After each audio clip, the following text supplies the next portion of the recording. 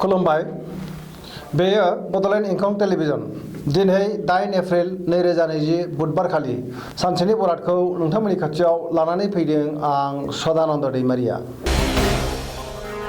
सिगां आं फरायथिनो लादों मेष राशि। दिनैनि साना जोबोर मोजां। गोसोनि साननाया जाफुंगोन। मावनो लानाय खामानिखौ मावफुंनो हागोन। गोसोनि बोलोआ बांगोन। समाजाव मान मोनगोन। गोसोखौ गोजोननाय मोनगोन। रांखावरियाव जोबोर मोजां। फालांगियाव मोजां। बयजोंबो गनायजागोन।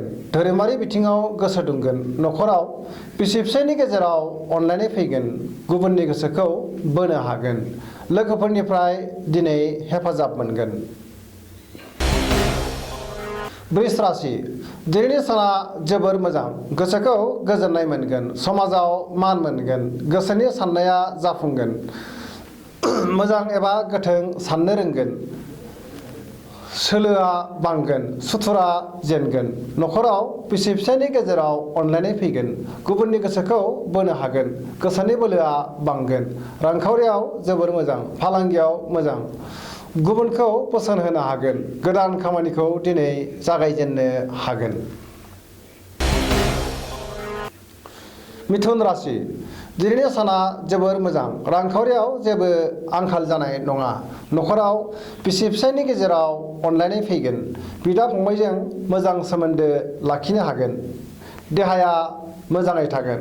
मावनो लानाय खामानिखौ थि समाव मावफुंनो हागोन। समाजाव मान मोनगोन। गुबुननि गोसोखौ बोनो हागोन। मोजां थांखि लानो रोंगोन। गोसोखौ गोजोननाय मोनगोन।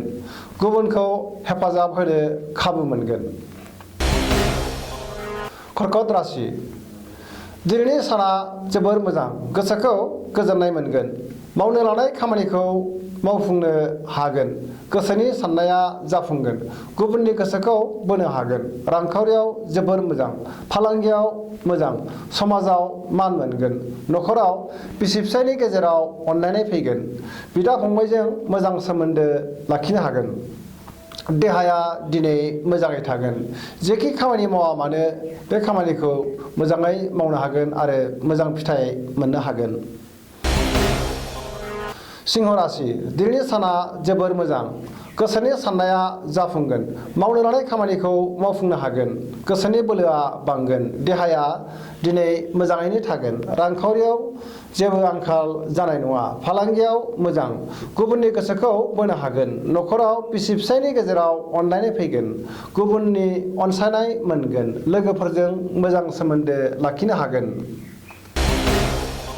कन्या राशि। दिनैनि साना मोजां आरो गाज्रिनि गेजेरजों बाबेनलांगोन। गोसोखौ गुलाय गुजाय मोनगोन। गोबां खामानियाव मुखुब थानानै देहाखौ मेंग्रुनाय मोनगोन। जानाय लोंनायाव सांग्रां जानाया गाहाम।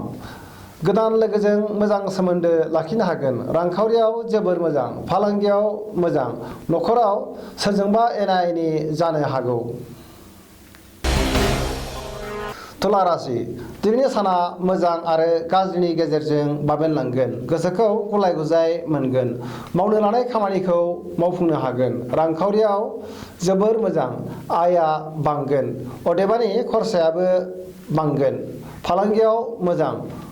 बबेबा खामानिखौ मावफुंनो थाखाय हाखु दाखु खालामाब्ला मोजां। सोरबा सेंग्रानि रोंग'सानि हेफाजाब लानांगोन। देहाया मोजाङै थागोन। न'खराव बिसि फिसायनि गेजेराव अनलायनाय फैगोन। समाजाव मान मोनगोन। वृश्चिक राशि। दिनैनि साना जोबोर मोजां। अनलाइन फालांगियाव मोजां मुलाम्फा मोनगोन। गोसोखौ गोजोननाय मोनगोन। मावनो लानाय खामानिखौ थि समाव मावफुंनो हागोन। न'खराव बिसि फिसायनि गेजेराव अनलायनाय फैगोन। बिदा फंबायजों मोजां सोमोन्दो थागोन। देहाया मोजाङै थागोन। गुबुननि गोसोखौ बोनो हागोन। रांखावरियाव जोबोर मोजां। सेंग्रा सिख्लाफ्रा दिनै मोजां खौरां मोनगोन। फरायसाफोरा मोजां फिथाइ मोननो हागोन। गोसोनि साननाया जाफुंगोन। गोसोनि बोलोआबो दिनै बांगोन। धनु राशि। दिनैनि साना जोबोर मोजां। गोसोखौ गोजोननाय मोनगोन। समाजाव मान मोनगोन। गुबुननि गोसोखौ बोनो हागोन। न'खराव बिसि फिसायनि गेजेराव अनलायनाय फैगोन। मावनो लानाय खामानिफोरखौ दिनै थि समाव मावफुंनो हागोन।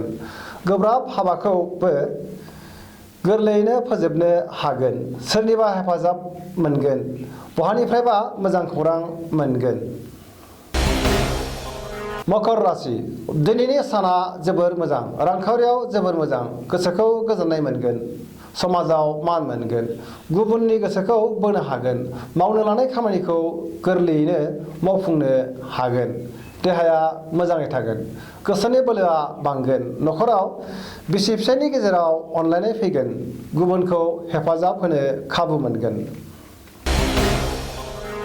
कुम्भ राशि दिनैनि साना मोजां आरो गाज्रिनि गेजेरजों बाबेनलांगोन गोसोखौ गुलाय गुजाय मोनगोन मावनो लानाय खामानिखौ मावफुंनो हागोन रांखावरियाव मोजाङै थागोन फालांगियाव गोबां रिस्क लायैआनो गाहाम देहाया मोजाङै थागोन नखराव बिदा फंबायजों मोजां सोमोन्दो थागोन बिसिजों अनजागोन समाजाव मान मोनगोन गुबुननि थाखाय बारा रिस्क लायैआनो दिनै गाहाम जागोन। मीन राशि दिनैनि साना जोबोर मोजां गोसोखौ गोजोननाय मोनगोन अनलाइन फालांगियाव मोजां मुलाम्फा मोनगोन गोसोनि बोलोआ बांगोन समाजाव मान मोनगोन गोसोनि साननाया जाफुंगोन नखराव दिनै बिसि फिसायनि गेजेराव मोजां अनलायनाय फैगोन सेंग्रा सिख्लाफ्रा मोजां खौरां मोनगोन मावनो लानाय खामानिखौ मावफुंनो हागोन देहाया दिनै मोजाङैनो थागोन।